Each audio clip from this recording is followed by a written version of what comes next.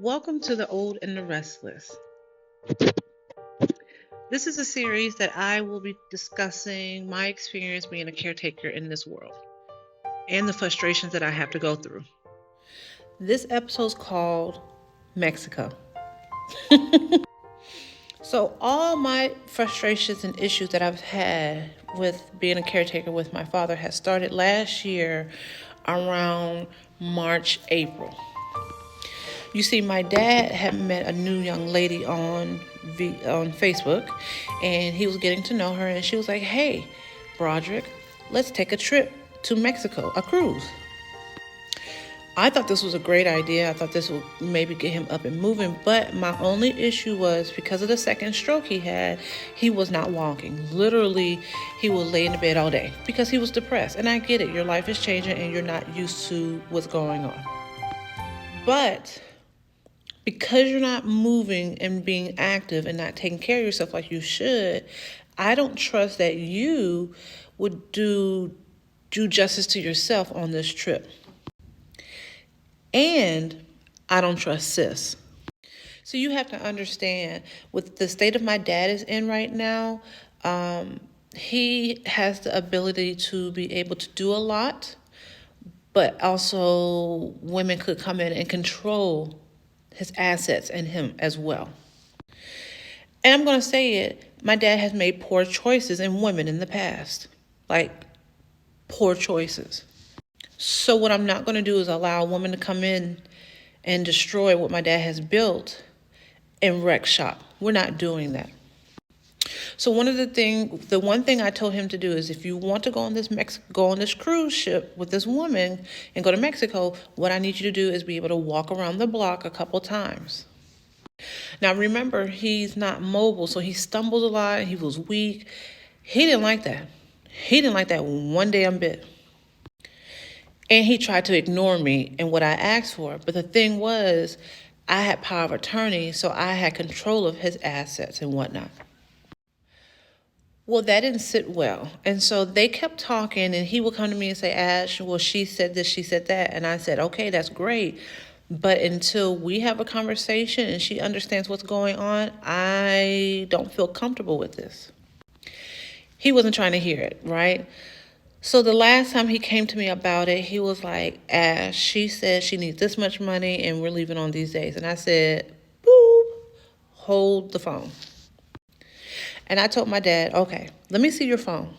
Because he's not relaying to her what I'm saying because he doesn't want her to know his state. Because once she knows how he is, one or two things will happen. She'll either stick around or she'll bail ship. So I said, "Please let me see your phone." And I text her, "Please do not encourage my dad in this conversation until we are all on the same page in terms of for him." Sis didn't like that. She didn't like it to a point that she canceled the trip. She told my dad some lie or whatever and pretty much deuced out. Well, he didn't like that, and he was pissed at me. So what did he do? My dad can be vindictive to anybody that crosses him. So what he did to me was he changed his email password so I had no access to his emails. He stopped his SSI check from hitting his bank account. Those two things. By him stopping me having access to his emails, I can no longer see notifications from when the bills come in and when they're due and how much they're due. And by him stopping his SSI check, that meant that money's not coming in the bank. But I didn't know this. So a week later goes by, and I'm sitting here like, I know my dad's check is supposed to hit this account. I got to pay these bills, and I know he's going to want food. What is going on?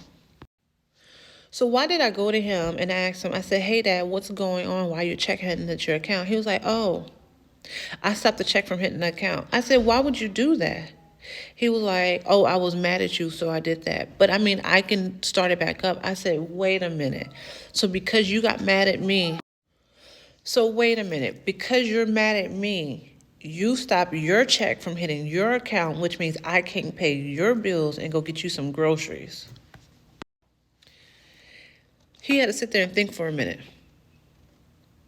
he didn't realize what he did affected not only him, majority him, but it also affected me and my son.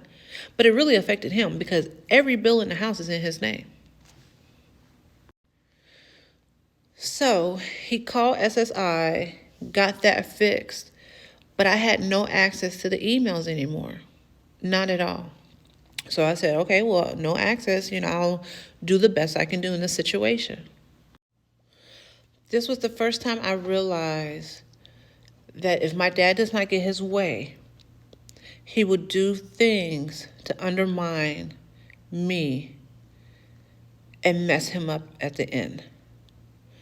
And the thing about it is, he doesn't understand what he's doing. One, because he has other people in his ear saying, oh, it's okay. But then two, he's not fully thinking of what's going on. Because again, he's on the cusp of dementia. Y'all pray for my dad.